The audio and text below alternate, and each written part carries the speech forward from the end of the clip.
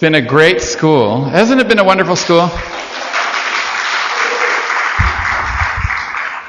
How many of you are here in this session now and were not in the session one? Okay, so just a few. Okay, so I'll just recap very briefly then. The subject of this course, which is going to continue now and then on into the afternoon, is called Creating a New Mind. And we're looking at the Baha'i writings to see what are the principles involved in creating a new mind. And first we looked at two psychological principles, one from science and one from psychology. And who can tell me what those two principles are? The one from physics is what? It's the concept that you cannot change your opinion of something or your idea of something without changing your frame of reference. The second is that we looked at a particular concept in psychology in which they believe that the human being doesn't have as good perception as we think. And what was that called? Inattentional blindness. And you can look both these things up. They're quite easily referenced on the internet or in textbooks and so on. Then we looked at the fact that Baha'u'llah says there are two worlds, and we started talking about one of the two worlds. Which one? The physical world.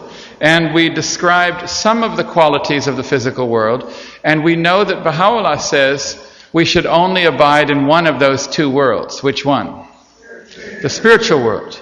But for some reason, Baha'u'llah says he shows us the physical world and hides the other one from us. And he hides the one that he wants us to live in and shows us the one he doesn't want us to live in. And he says the reason for this is a mystery which only the pure in heart can comprehend, and therefore I cannot comprehend it. So I said, well, let's try to figure out what is the physical world, and let's try to figure out what is the spiritual world. What's the MO, so to speak, of each world? And we already found out some of the qualities of the physical world. I can't remember how far we got, but we found that it's not reality. We found it was illusory, or it was an illusion.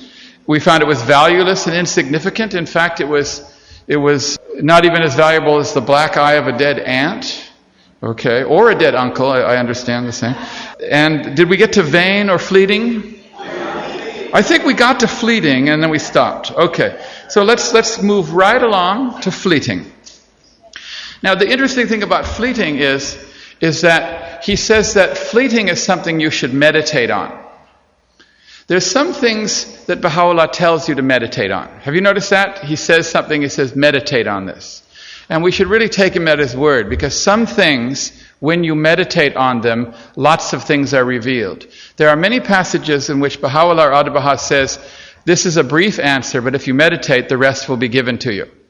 And this is because he knows the human faculty has the ability to reflect truth. And if he gives you enough of it, you can find the rest. Well, one of those things is the fleetingness of this world. He says, meditate on it. He says, wert thou to consider this world and realize how fleeting are the things that pertain unto it, thou wouldst choose to tread no path except the path of service to the cause of thy Lord. Now, you know as well as I do that if you're not going to stay somewhere for very long, you don't have as much regard for it. Isn't that right? Like, for example, if you have to buy a house and live in it for the rest of your life, you're going to want to have it comfortable. But if you want to stay somewhere for just a night, you can say, it's just a night, I can sleep there. Is that right? So basically, your knowledge of how long something is going to last can determine how you treat it. For example, if someone is standing up here giving a talk, for one person you might say, well, if he's going to speak for 5 minutes, I'll sit here. But any longer than that, I'm not. You see?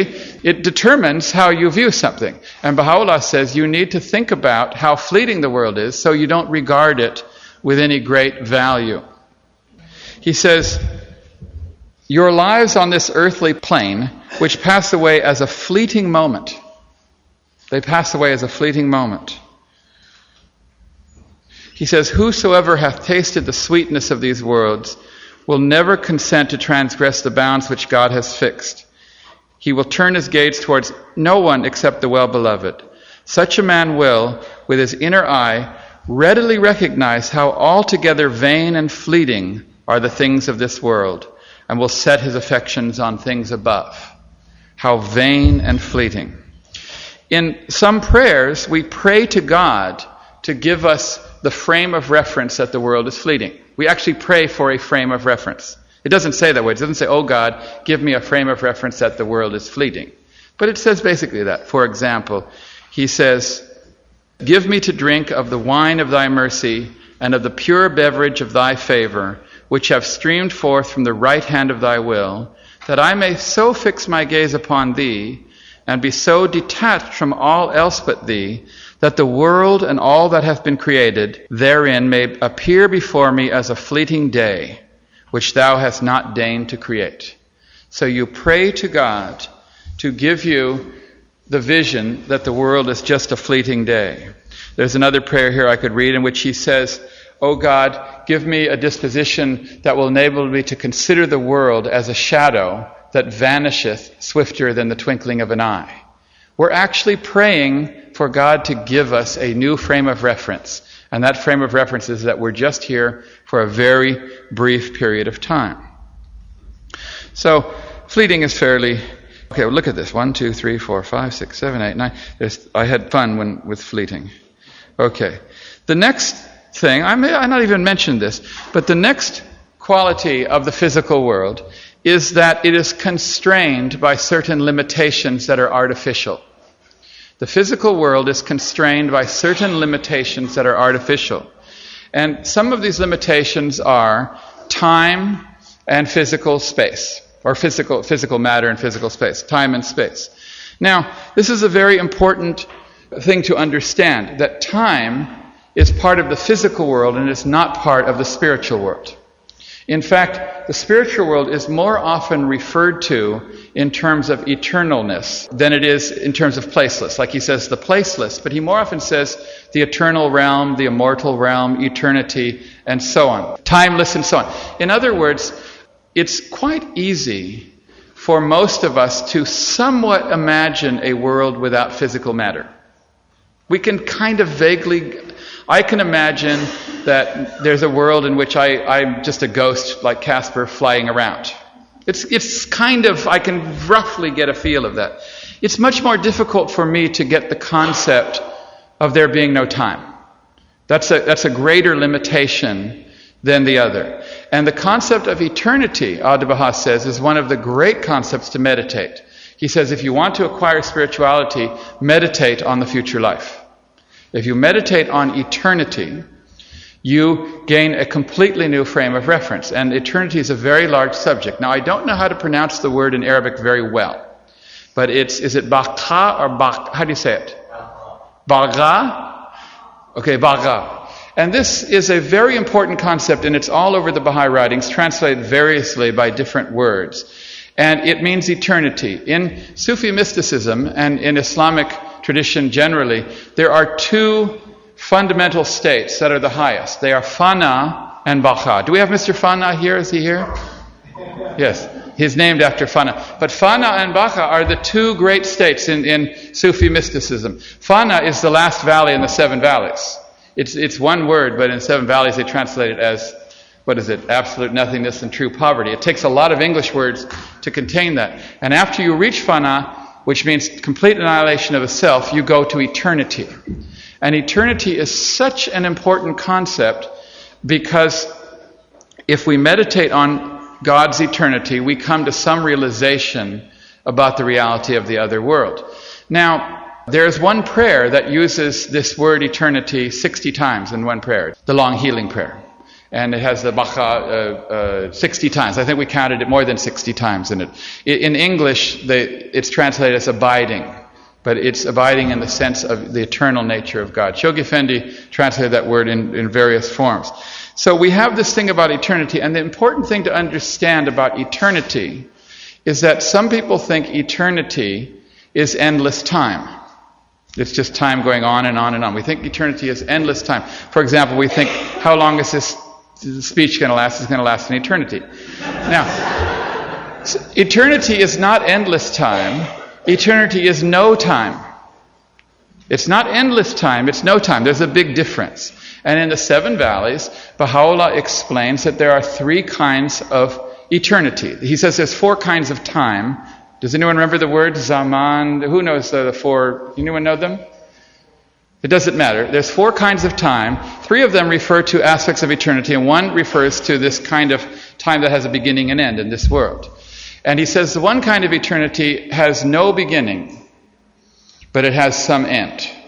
So it goes that way and has an end. Another has a beginning, but it has no end. And the third has no beginning and no end. And it's very important to meditate on all 3 of these. And so just think of a hose that has a stop here and goes forever that way, or one goes that way, and so on.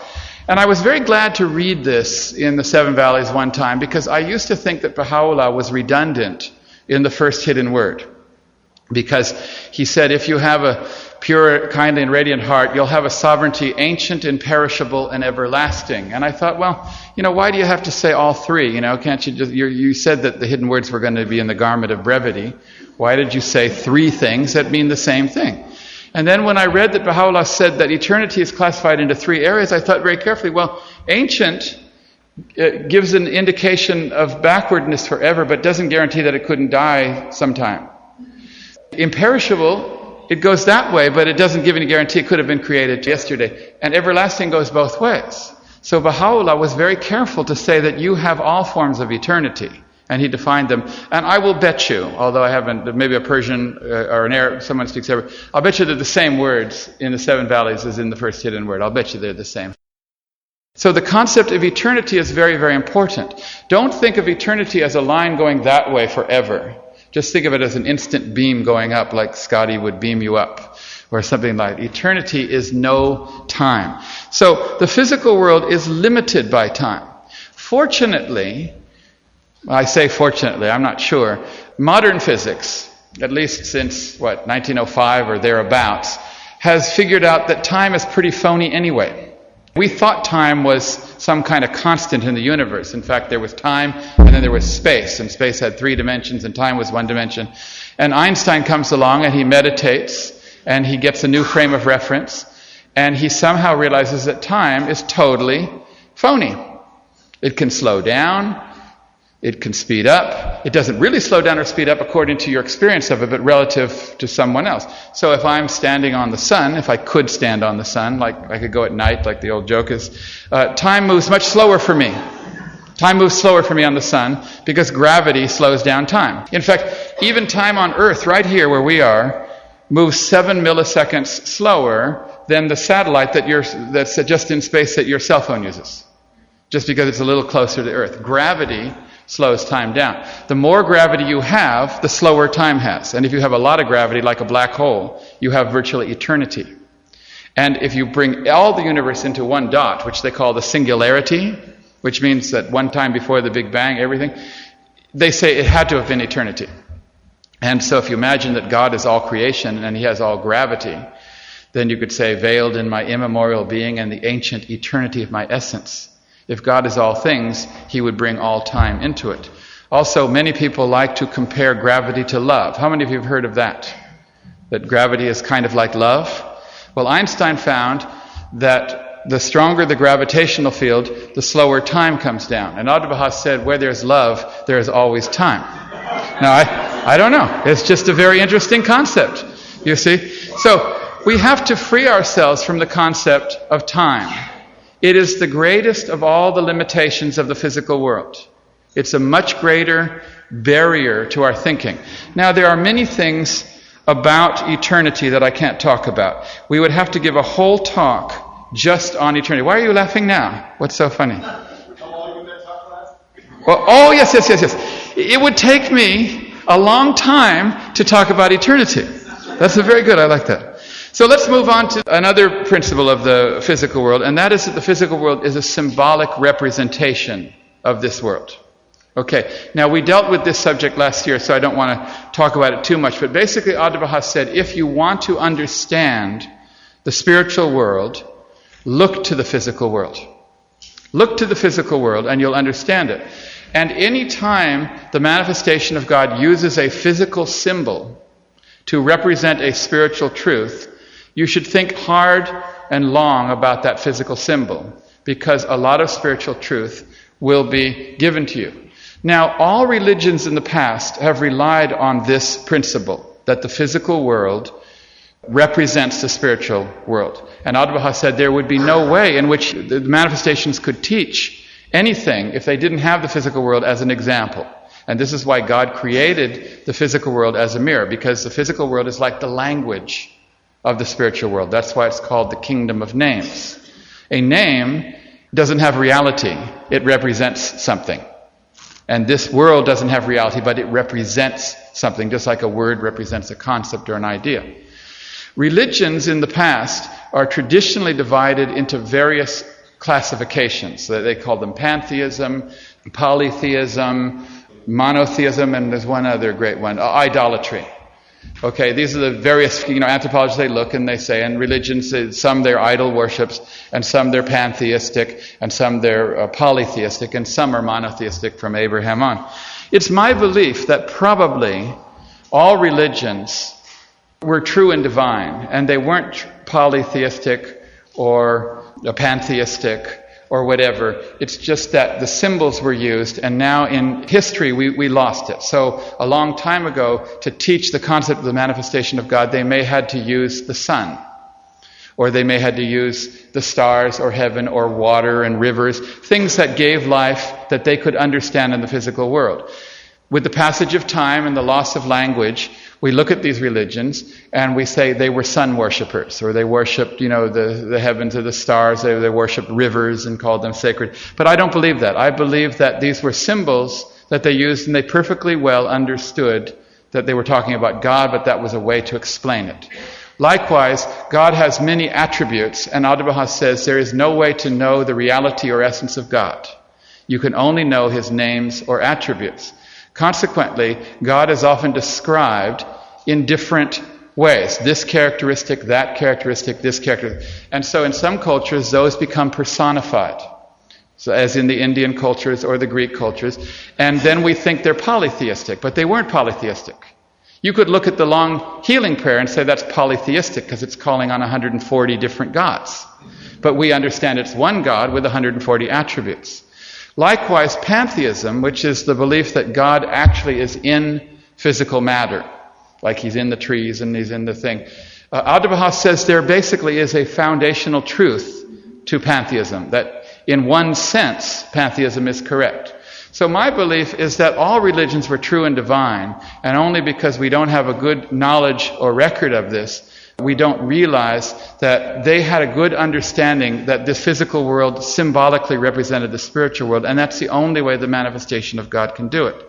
Now, last year, I proposed the idea that we know more about the physical world today than we've ever known before. Consequently, we have more ability to understand spiritual truth, because in the past they only knew sun and river and ocean. There was only so much language the manifestation of God could use to educate us about spiritual things. And lo and behold, Abdu'l-Baha writes a letter to the Baha'is in America about Rezvan, and he says, in this century, more scientific achievements and discoveries have been made than in the past 100 centuries.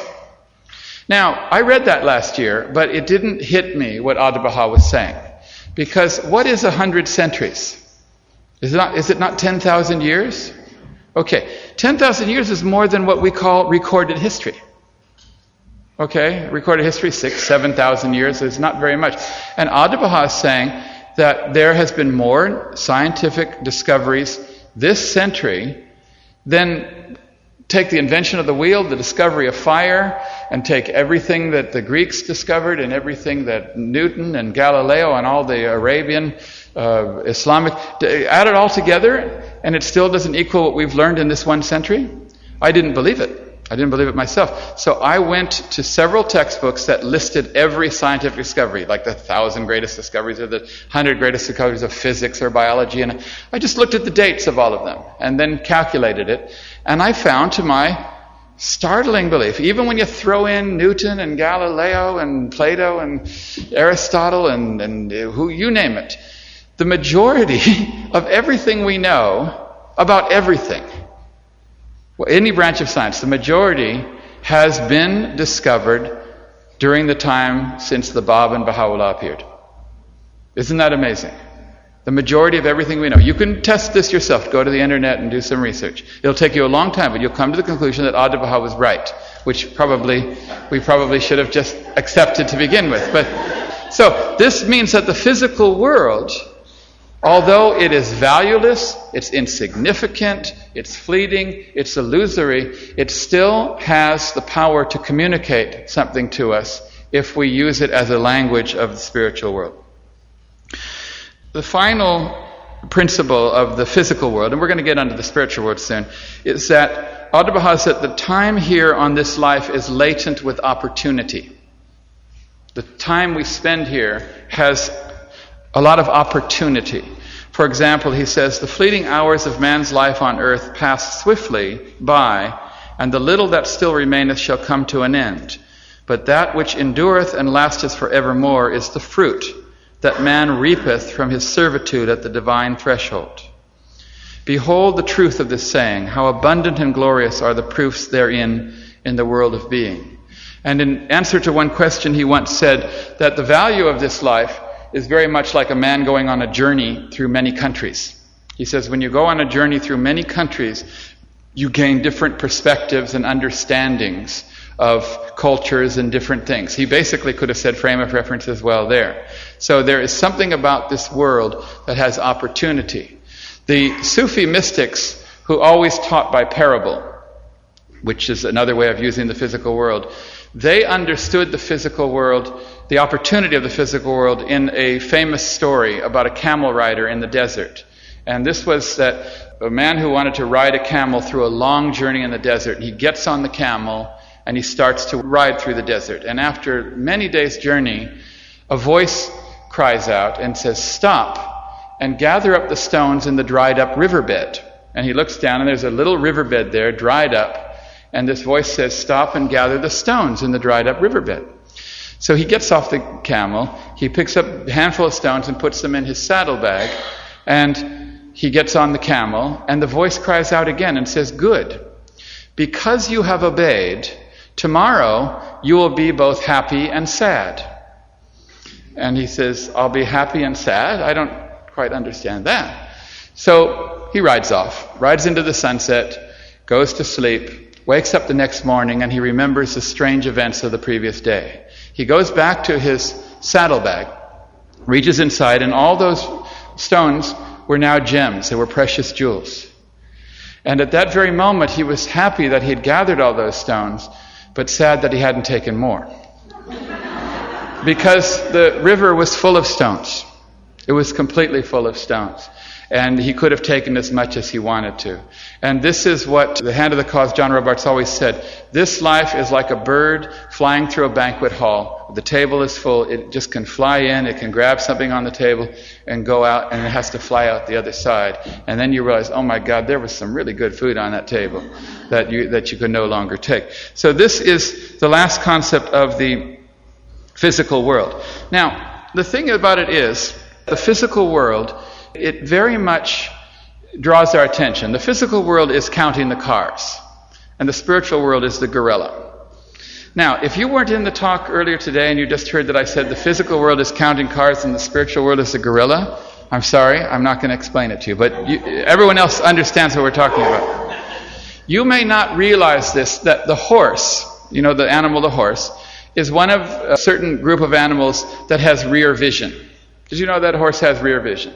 And the reason is because of the location of its eyes and the shape of its head. And it can flip and it can look pretty much back, or it can just go like that, it can see. Because of this characteristic of the horse is naturally very good at racing. In the wild, horses, they race. Because they can see the horse coming from behind and they can decide when to make their move. They're naturally well built for racing because they have total rear vision. It's like they have a rear vision, a side vision, and forward vision, all with just two spots. Because of this, when man started to race horses, when he first started to race horses, I don't know how many hundreds or thousands of years ago, he found that the horse was making too many decisions about racing.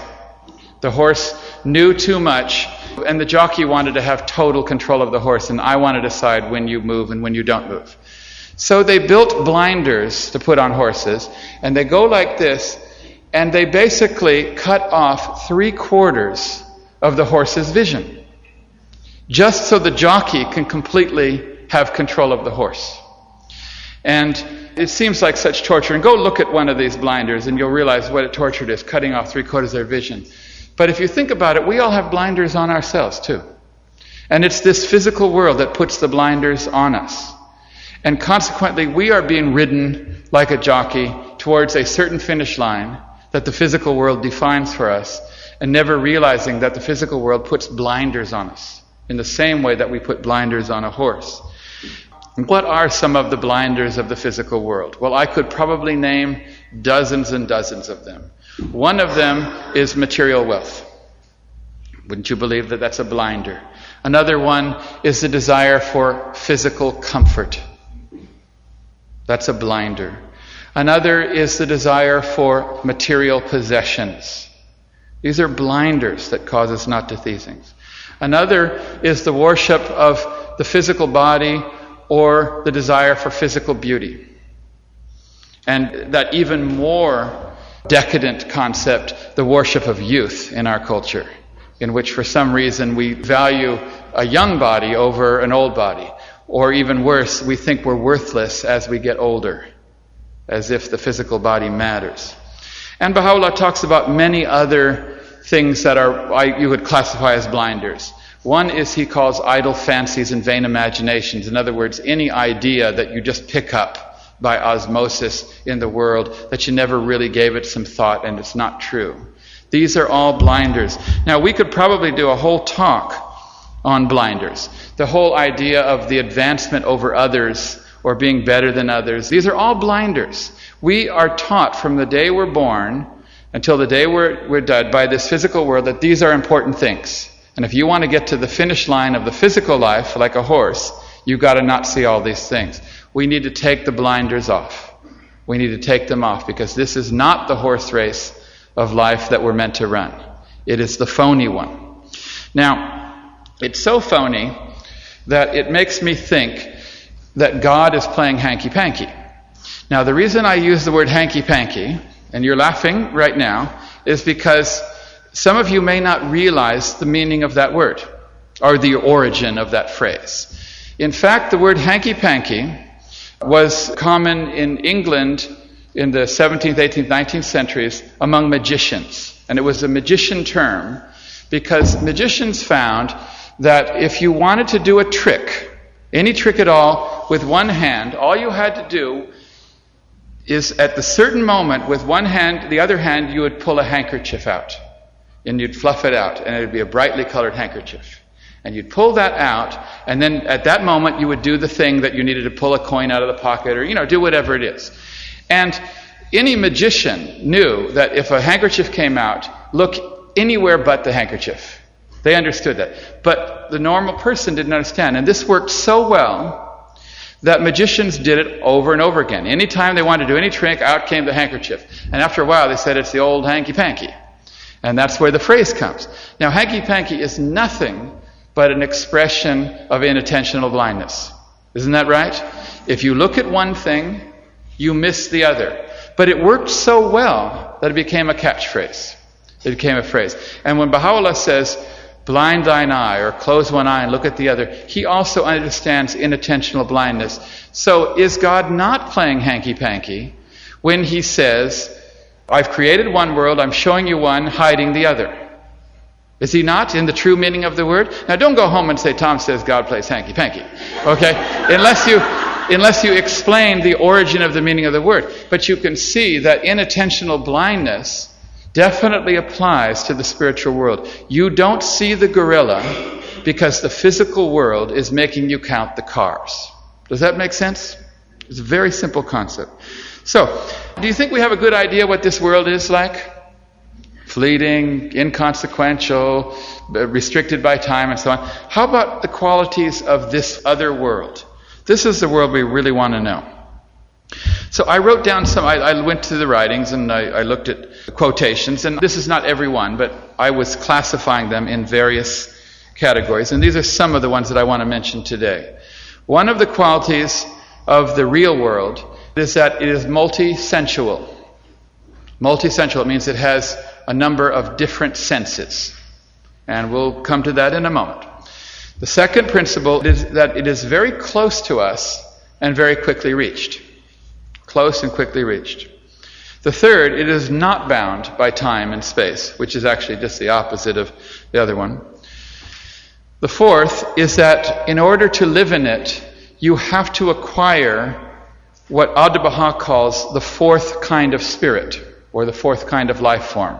There are 5 kinds of spirit or life, and in order to go into that world, you have to have a different kind of life than the one you have in this world, and we'll talk about that. And the fifth is that in order to dwell in the rose garden of the spirit, which is where room 40, what room was it number now? If you want to dwell in 47B, it requires a certain measure of withdrawal from the physical world. A certain amount of physical sensory deprivation. When I say a certain amount, not total, but it does require a certain amount, and that amount we're going to try and define. So let's look at these 5 qualities. Now some of them may surprise you. You may not even know what I meant when I said them. Let's take first of all multi-sensual. The fact that the spiritual world is multi-sensual. Abdu'l-Baha says that in the physical world we have 5 senses. And in the spiritual world we also have 5 senses. Now, maybe, or he calls them 5 powers or 5 senses. And he describes what the physical senses are and what the spiritual senses are. Now, if you think of the physical senses, the most important thing is that each one does something that the other one cannot do. They don't intersect in capability. Would you agree? Okay, so the eyes can see, the ears can hear, but the ears can't see, and the eyes can't hear, and so on. The nose smells, and the eye doesn't smell. The feet smell, but the eyes don't, and so on. You understand? All of the physical senses don't intersect. Now, there's a very important principle here, because if you use a particular physical sense for something that it's not appropriate, you just don't know anything about that. So, for example, if I were to take a rose and hold it to my ear, I don't get much, right? If I said, you're like a rose to my ears, okay, it doesn't. But if I said, you're like music to my nose, that also doesn't make any sense. We understand that there's certain parts of the world that we're just not going to know even exist without that sense or that sense or that sense. If we don't use all of our senses, the loss of any one physical sense will take away a whole chunk of this physical world. Would you agree? You must use them all. So now Abdu'l-Baha says you've got 5 spiritual powers as well. And likewise, if we don't use each of those 5 spiritual powers, we're going to miss on a whole big chunk of that world, because they don't intersect. Let's say I have a chocolate sundae in front of me right now, and I look at it. Let's say it's the best. Have you ever had a really good one? And you look at that chocolate sundae. Now, how long could I look at it, and would I understand it as well as if I tasted it? Can the eyes really ever know? Okay, what if I held it up to my ear? It's not going to help at all. Because it's only if you taste the chocolate sundae do you even remotely know. Now, Baha'u'llah says, cause me to taste, O my Lord, the divine sweetness of thy remembrance and praise. If you don't use that spiritual sense, you're going to miss out on God. If you don't use that sense, you're going to miss out on God in whatever he's talking about. Now, if you go through the Baha'i writings and you look at the way in which he refers to understanding God or knowledge, he employs all 5 of the physical senses. Sometimes he says, cause me to taste of the divine sweetness, cause me to inhale the fragrance, cause me to see. Do you understand? To touch. And every time he's using these, you know that they're spiritual vision. You know that they're spiritual hearing, they're not physical. And yet he uses all. In fact, I went through and collected these, and I found that Baha'u'llah is a completely equal opportunity employer of all 5 senses in the spiritual world. He uses them all. Now, this is very interesting because in past religions, to symbolize lack of spiritual perception, they always used an illness that had the lack of a physical sense. So in the Bible, the three things that are most commonly used to represent lack of spiritual knowledge are blindness, which is the lack of the sense of sight, or the lack of the sense of hearing, and so deafness rather, lack of the sense of, or leprosy, which is the basic symptom of which is the lack of the sense of touch. It's the lack of one of the senses. That's the primary symptom. And we know that when Christ is talking about the leper, he's not talking about the physical leper. He's talking about someone that has one sense missing in the spiritual world. In this case, the sense of touch. He's talking about blindness. He's not talking about physical blindness, but he's talking about the loss of the spiritual power of vision and so on. So the soul has 5 different powers. And Abdu'l-Baha describes what they are, and I want you to make a note of what they are, because I'm going to describe them to you now. They're in some answer questions, but we'll go through them. The first spiritual power, he says, is the power of imagination. He refers to this as the first one. That man has the ability to somehow, just in his own mind, see something without his eyes seeing. He can envisage things, he can imagine something. This is so fundamentally inherent in the human being and so lacking in animals that it is considered one of the primary characteristics that distinguish human beings. And we're going to talk about that a little later. But Abdu'l-Baha says it's a spiritual power. It's one of the spiritual senses, imagination. The second one, he says, is reflection. And it's a different power. He sometimes refers to it as thought. But he says it's the power of reflection, that you can actually reflect on something. And once again, this is one of the different characteristics of the soul, and it's different to imagination, in the same way that sight is different to hearing. The third power, he says, is comprehension. He uses some other terms, but comprehension, in which you understand something. It comes third in Abdu'l-Baha's list. The fourth he calls memory, and some other terms. And I like to think of memory as like hitting the save button on the computer. You know, you hit the save and then you got it stored, you know where it is, and so on. And the fifth sense is an interesting one. He refers to it as the common faculty. And he says this is a spiritual power that has the ability to communicate with the physical. It's like the messenger boy of the spirit. Because the physical and the spiritual have to communicate. But the physical can't go that way, but the spiritual can come this way. And that is a special faculty, a special power which the soul has, which he calls the common faculty. There's a letter that Abdu'l-Baha wrote to I can't remember the doctor now, but he referred to the same thing as the sympathetic nerve. But if you read the wording of how he describes sympathetic nerve, it's quite clear that the sympathetic nerve and the common faculty are one and the same. It's a spiritual power that has the ability to communicate with the physical body. Now, we need to use all of these spiritual powers, and we don't use them. And that's why we don't see a lot of the gorilla of the spiritual world. We don't because we're like blind or deaf, and we're not using them. We're even taught in our schools and education to pretty much bypass the first 2 spiritual powers. Because if you think about it, you first should use imagination, then use reflection, and then go to comprehension. But many times we want to comprehend immediately. We want to bypass the first 2, and we want to skip it and go straight to comprehension. We'll read a quotation and we'll say, what does this mean? Or we'll read anything in the newspaper. We want to know what it means now. I want it now. So we want to go straight to comprehension. And yet many times in the writings, Baha'u'llah says, meditate, ponder on this. He says, use your first 2 spiritual senses.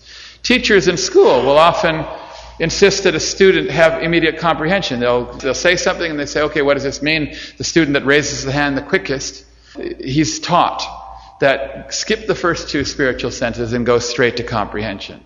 Then what makes it even worse is our education process says, let's even skip comprehension and go straight to memory. Let's not imagine and do it. Let's not reflect upon it. Let's not even understand it. Just commit it to memory.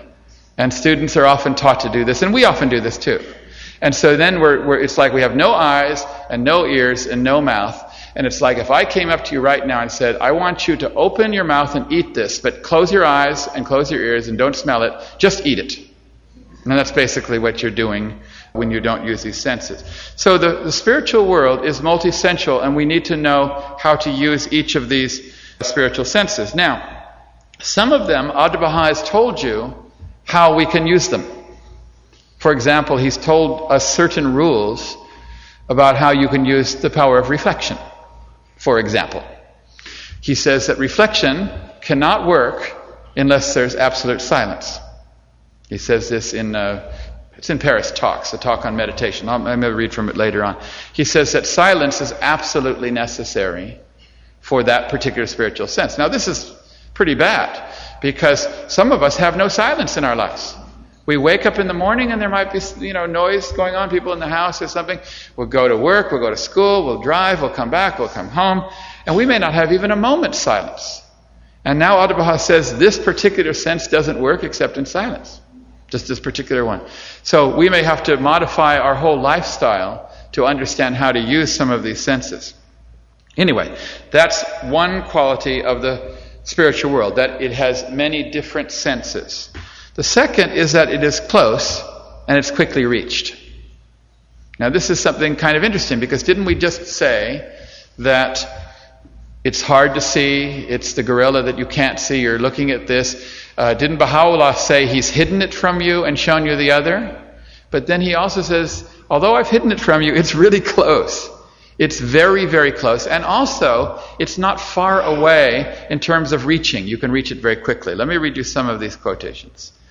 He says in the Hidden Words, "Thou art but one step away from the glorious heights above, and from the celestial tree of love. Take thou one pace, and with the next advance into the immortal realm and enter the pavilion of eternity." Now, he says just take one pace and with the next. And what are you going to enter? Is he referring to the next world as placeless or timeless? I'll read it to you. Advance into the immortal realm and enter the pavilion of eternity. Timeless. Okay? More often he refers to it as timeless. But you're only one step away. He says in the Gleanings, he says, "This most great, this fathomless and surging ocean is near, astonishingly near unto you. Behold, it is closer to you than your life vein. Swift as the twinkling of an eye, ye can, if ye but wish it, reach and partake of this imperishable favor, this God-given grace, this incorruptible gift, this most potent and unspeakably glorious bounty." And there's many, many quotes. He talks about the divine elixir that can, in the twinkling of an eye, transform you. So, although it's hard to see, it's kind of like the gorilla that we can't see, nevertheless, it's very close, and it can be quickly reached. The next one is about, it is not bound by space and time. But we've already talked about the converse of that, so I'm going to move on. The next feature of this world over here, we're going to call it the Rose Garden of the Spirit. You want to call it that from now on? Because that's in the first hidden word. He refers to it as the Rose Garden of the Spirit. And the reason I like to use that is that Abdu'l-Baha uses the term spirit to refer to 5 kinds of life. 5 kinds of life forms. Don't confuse this with the 5 kingdoms, which is the mineral kingdom. You know those kingdoms? Okay, or how many kingdoms are there? There's 4 kingdoms. But there's 5, what he calls classifications of spirit. You'll find it on page 144 of Some Answered Questions, but I'm not going to read all of it, because most of them are easily understandable. The first form of spirit, or life form, he says, is vegetable. And it's the form of life. And you have to agree that a vegetable has life. It has the power of growth. You know when it's dead or alive, and it is the first form of spirit. The second, he says, is the animal spirit. And there's no question that the animal has many more capabilities than the plant. It has the physical senses, it can travel, it can do things. It's a major step up from the vegetable. He says the third is man. And he goes on for a long time to explain how different man is from the animal. And although materialistic viewpoints now don't see as much difference in man as the animal as Abdu'l-Baha does, it's quite obvious that there are many things that man can do. His powers of thought, imagination, symbolism, language, overcoming his environment, all of these things. The animal doesn't even have 1% of these things. So it's quite clear that there is a huge jump from animal to man. So now we got 1, 2, and 3. Would you agree? Number 1 is vegetable or plant, and then number 2 is animal and man. I'm going to skip number 4 for a moment and go straight to 5. And 5 is the Holy Spirit. And that's pretty obvious that gets its own life form, wouldn't you agree? And he says the Holy Spirit is the emanation like the rays of the sun from God. And if you read it very carefully, it's the manifestation of God, or it's the form of God that we can recognize being the manifestation. And that's the 5th life form. So we got 3 out of 4. But this 4th one is the weird one. And he describes it in various terms. One of them, he says, it's the spirit of faith. But that's not a complete definition. He says, it is the this, it is the that, it is the spirit of faith. So now I'm saying, wait a moment. Faith gets its own whole life form? You got animal, mineral, vegetable, and faith? I thought faith was just an attribute, like joy or patience or something. Patience says, gets mad. How come you get your own life form? How come faith gets its own life form? And yet Abdu'l-Baha says that faith is a new form of life. And it's the only form of life that can dwell in that world. Just like the physical man can only dwell in this world, the animal part of man, this other life can dwell in that rose garden of the Spirit. That's why it's called the rose garden of the Spirit, because the Spirit is a new form of life. Now, this is obviously what Christ meant when he said that if you have faith, you're born again. Clearly, that's what he meant. It's the same thing that Abdu'l-Baha is saying, that there is a new life created when you have faith. Now, the funny thing is that Abdu'l-Baha says that without this life form of faith, without it, we can't achieve anything. He says the human spirit, unless assisted by the spirit of faith, does not become acquainted with the divine secrets and the heavenly realities. So this is a serious matter. We want to dwell in the rose garden of the Spirit. And he says without this new life form, faith, you cannot become acquainted with the divine secrets. Now, one might say, well, can't I just live a good life?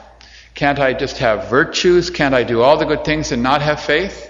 And of course, we read this in Baha'u'llah says, that there's twin duties. One is recognition and faith and manifestation, and one is observance of his laws. That faith is an absolutely essential quality to understand the spiritual world. But you still say, Abdu'l-Baha, why do I need to have faith?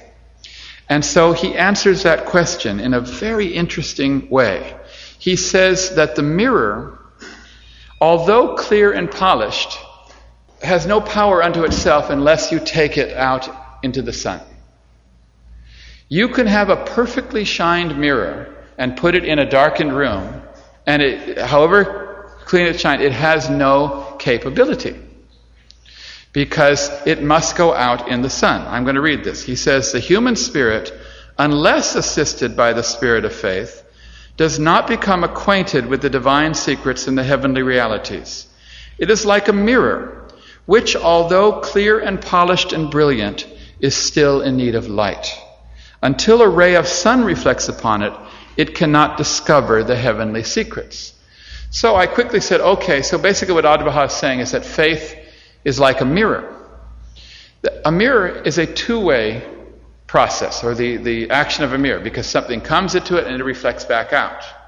We normally think of faith as a one-way thing. And Abdu'l-Baha redefines faith as being a two-way process.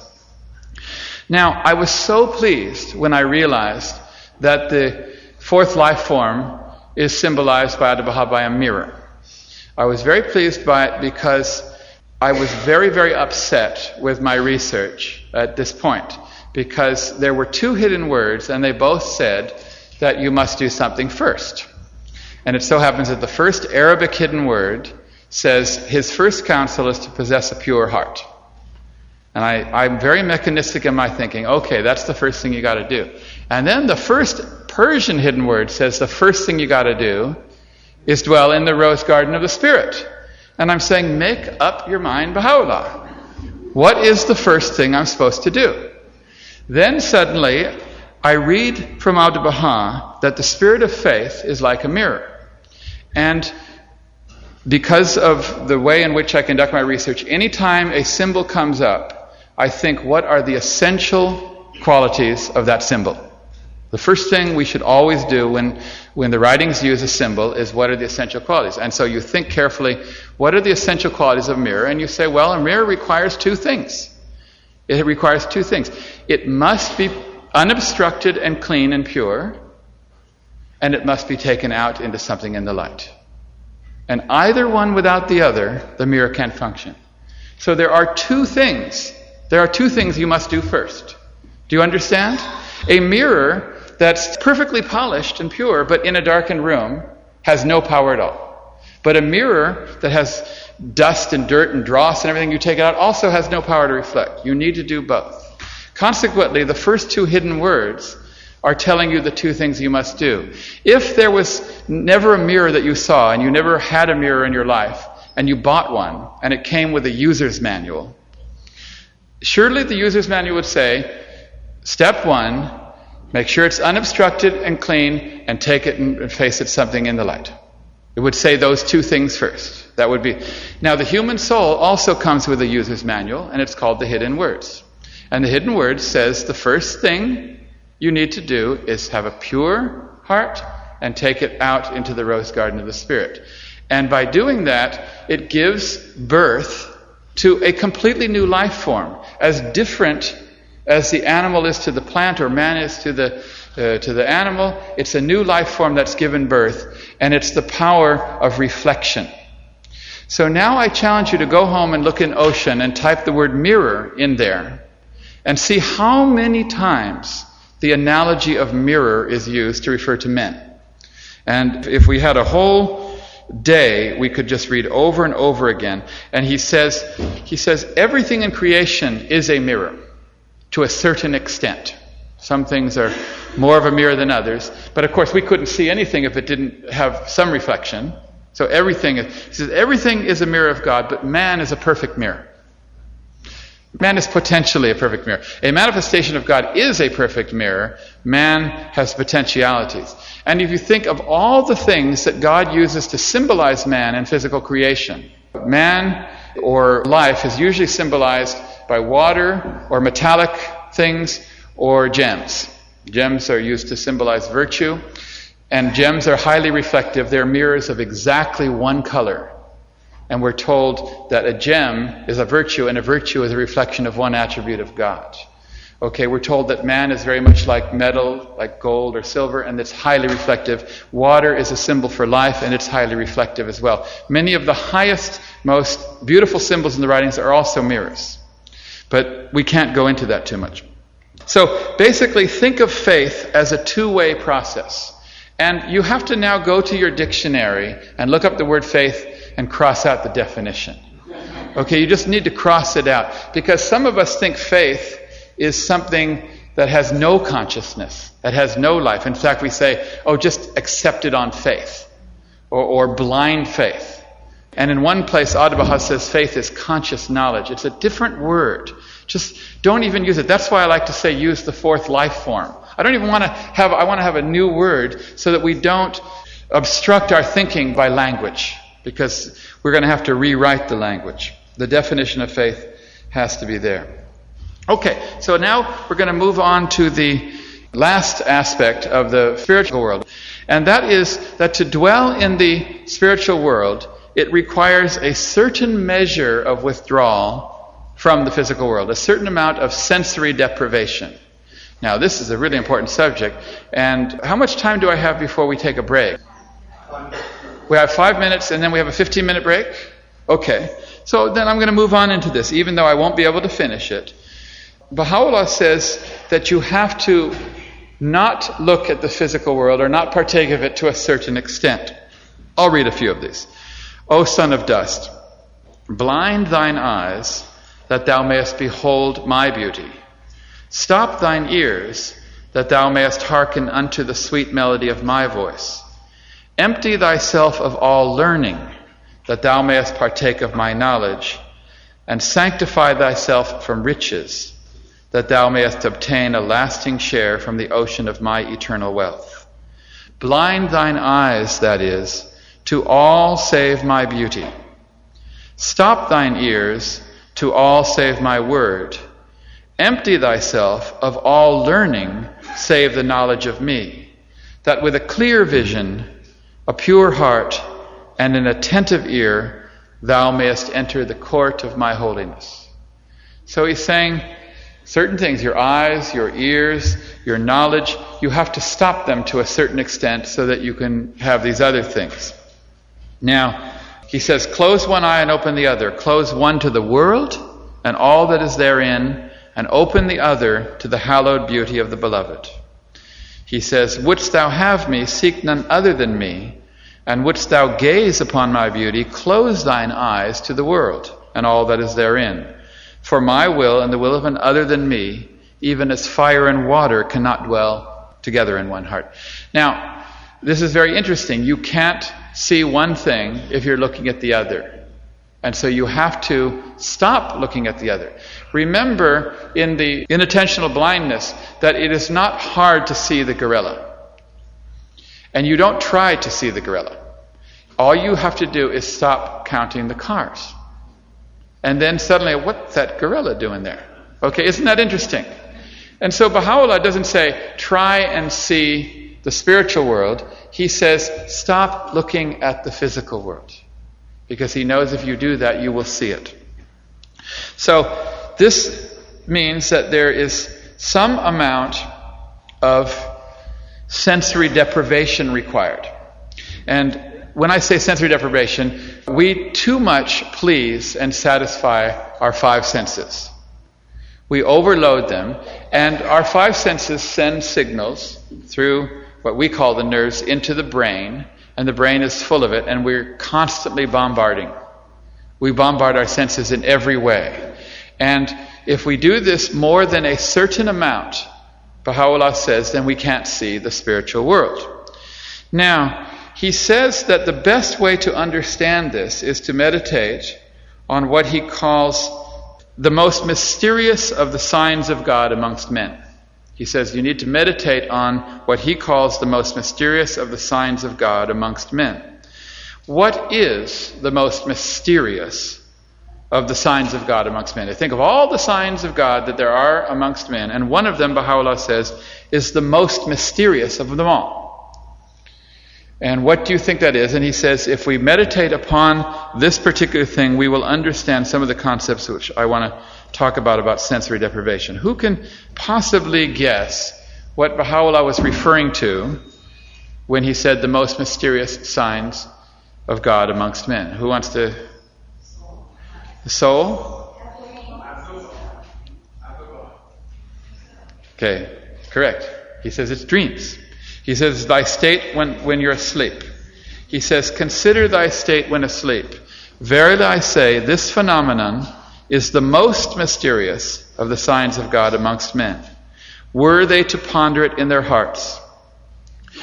And then he goes on to explain all the things about dreams. In fact, in the Seven Valleys, he said there is a myriad mysteries that can be revealed in the state of dreaming. Let me read a little bit of that, and we'll continue after the break. One of the created phenomena is the dream. Behold how many secrets are deposited therein, how many wisdoms treasured up, how many worlds concealed. Observe how thou art asleep in a dwelling, and its doors are barred. On a sudden thou findest thyself in a far-off city, which thou enterest without moving thy feet or wearying thy body. Without using thine eyes thou seest, without taxing thine ears thou hearest, without a tongue thou speakest. So first of all, it's quite obvious that we don't need the physical senses to see, to hear, to taste, to touch, and so on. That there is a world that can exist. So clearly dreams are proof of the existence of the other world, but that is only scratching the surface of what Baha'u'llah wants to get to. He then also says, perchance when 10 years are gone, thou wilt witness in the outer world the very things thou hast dreamed tonight. And so he basically explains that dreams are free of physical space, they're free of all physical matter, and even of time they transcend. Now, that's not even close, because now there are many wisdoms to ponder in the dreams, which none but the people of this valley, this is the Seven Valleys, can comprehend in their true elements. First, what is this world, where without eye and ear and hand and tongue, man puts all of these to use? Second, how is it that in the outer world thou seest the effect of a dream when it hadn't happened yet? I'm not going to read it on. Now, I want to explain to you some startling scientific knowledge about the physiology of dreaming. Because Baha'u'llah said to meditate and ponder on this mystery. And so the first thing we should do is see what science, and particularly in the 1960s and 70s when a lot of dream research happened, we know a whole lot about the physiology of dreaming, and it gives you tremendous spiritual insight into the most mysterious phenomena. So I will go immediately into that after we have a 15-minute break right now. Thank you. You've been very attentive. I really appreciate it.